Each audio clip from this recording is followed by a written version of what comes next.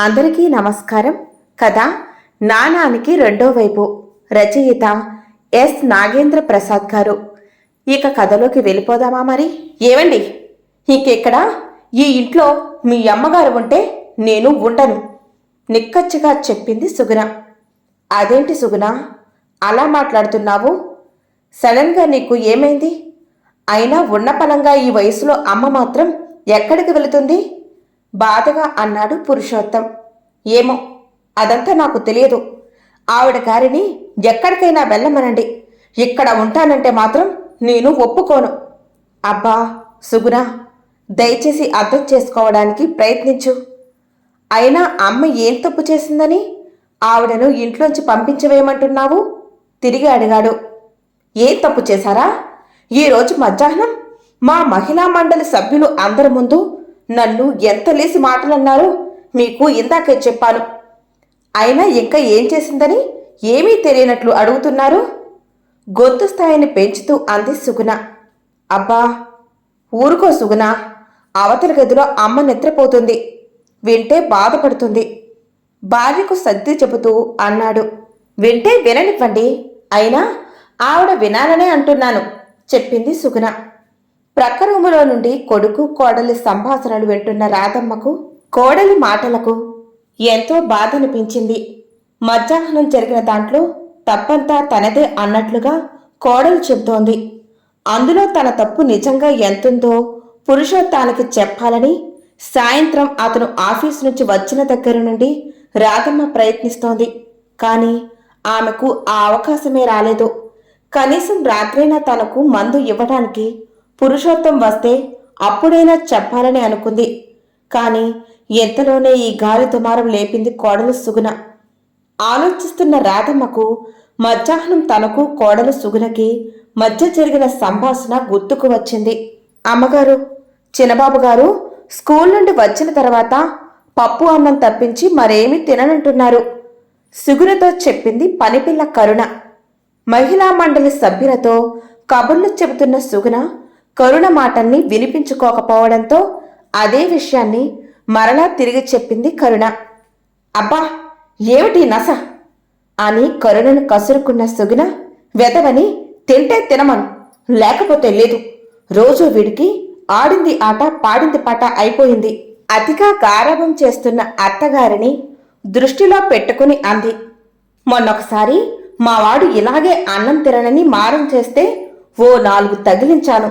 దెబ్బకు నోరు మూసుకొని కిక్కురు మనకుండా పెట్టింది తిన్నాడు. తన అనుభవాన్ని చెప్పిందో సభ్యురాలు.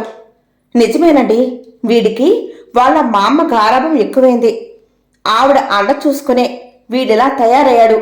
పోనీ పెంకితనం చేసినప్పుడు ఓ 4 తగిలిద్దామా అంటే తగుదనమ్మా అంటూ మా అత్తగారు మధ్యలో తయారవుతారు, ఆ సభ్యురాలతో అంది సుగుణ. అలా అని మనం ఊరుకోకూడదు సుగుణ. అలా అయితే రేపొద్దున వాడు మనకి కాకుండా పోతాడు. అయినా ఆ మాత్రం పిల్లల్ని పెంచడం మనకేనా తెలియనిది? సుగుణను ఇంకాస్త ఎగదోస్తూ అంది మరో సభ్యురాలు. అక్కడే ఉండి వారి మాటల్ని వింటున్న రాధమ్మ ఇంక ఉండబట్టలేక, ఆపండి మీ కబుర్లు. పిల్లల్ని ఎలా పెంచాలో తెలియదు కానీ పిల్లల పెంపకం మీద పెద్ద పెద్ద లెక్చర్లిస్తున్నారు. వీలైనంత నెమ్మదిగా అందామే.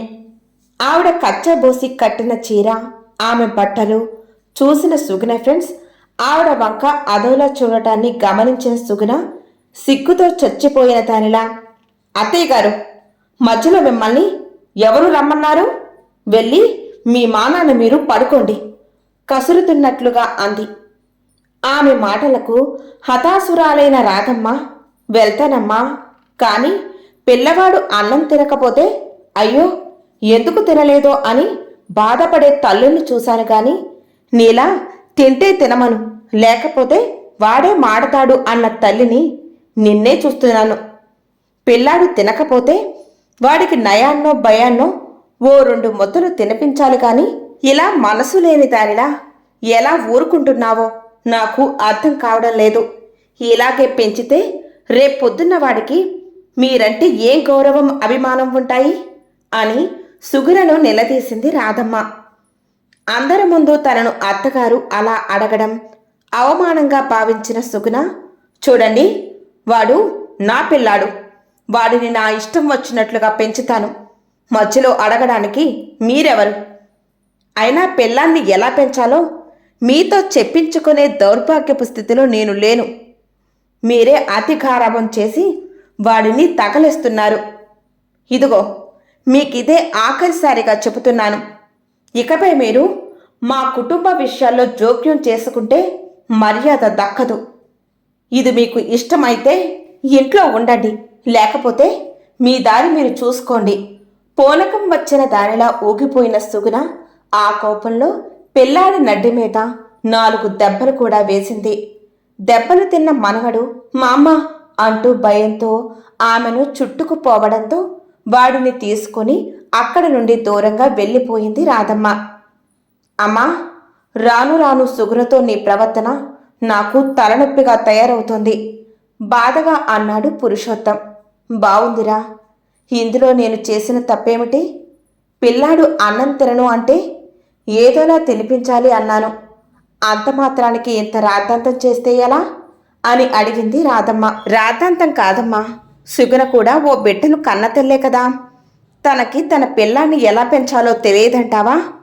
బాగా తెలుసురా. అందుకేగా ఆ పిల్లాన్ని అలా పనిపిల్ల మీద వదిలేసి తన మానాన తను ఉంటుంది. ఇలా పిల్లాన్ని పట్టించుకోకపోతే రేపొద్దున్న వాడు ఏమవుతాడోనని మీరు ఏనాడైనా ఆలోచించారా? ఈ వయసులో పిల్లాడికి తల్లిదండ్రుల ప్రేమ ఎంత అవసరమో నీకు మాత్రం తెలియదా?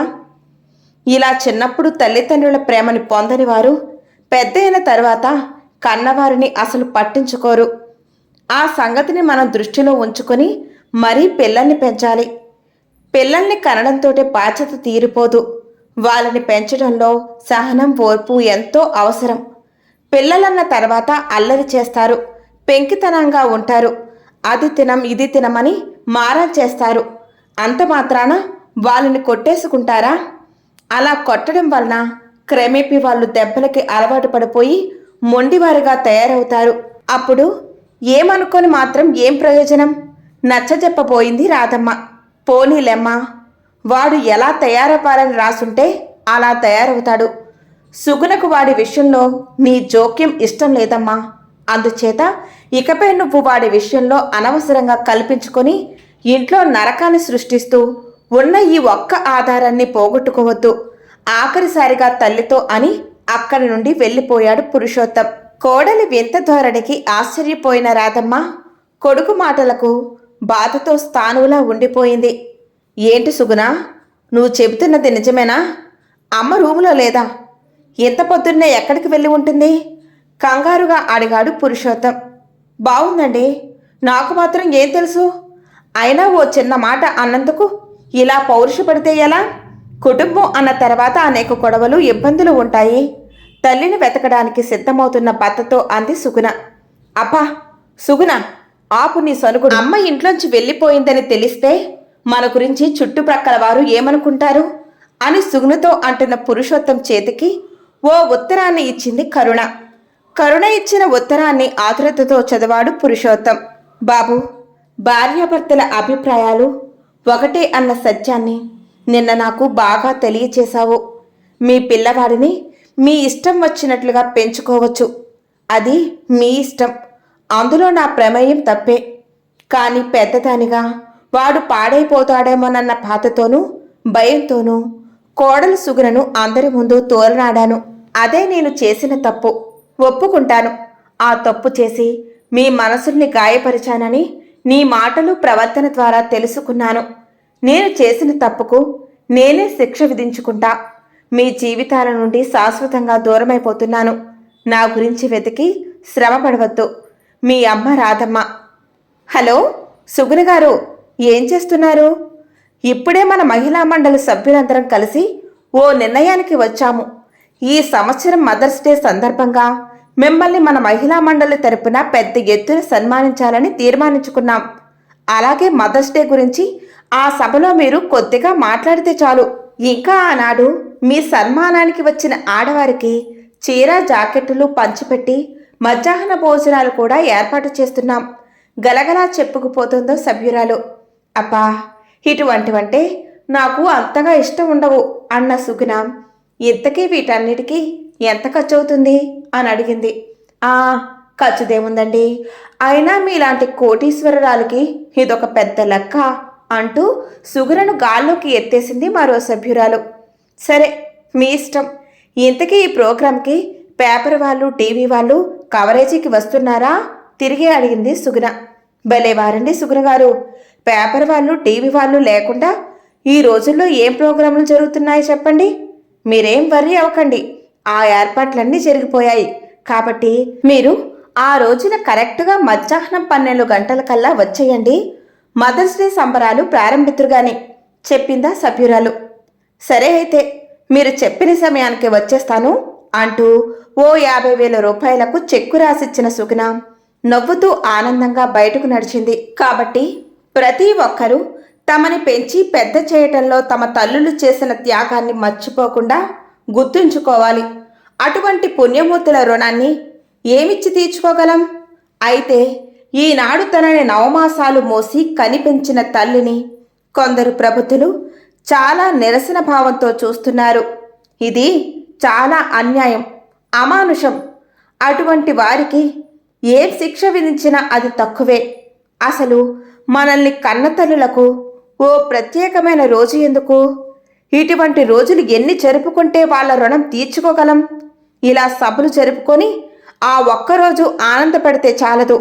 ఆ ఆనందాన్ని ప్రతి తల్లి అనునిత్యం అనుభవించగలిగిన నాడు మనం జరుపుకుంటున్న ఈ మదర్స్ డేకి ఓ సార్థకత ఏర్పడుతుంది అని సభలో చాలా ఉద్వేగంగా మాట్లాడుతోంది సుగుణ.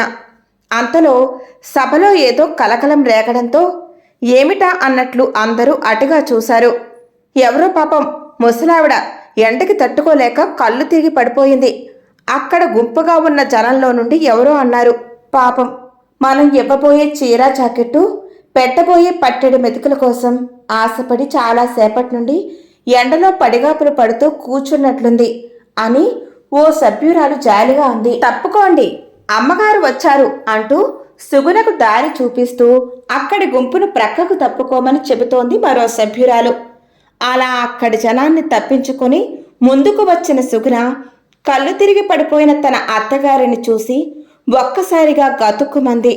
ఆమె ముఖంలోని ఫీలింగ్స్ని ఎవరైనా గమనించారేమోనని కంగారుగా అక్కడున్న వారి ముఖాల్లోకి చూసింది.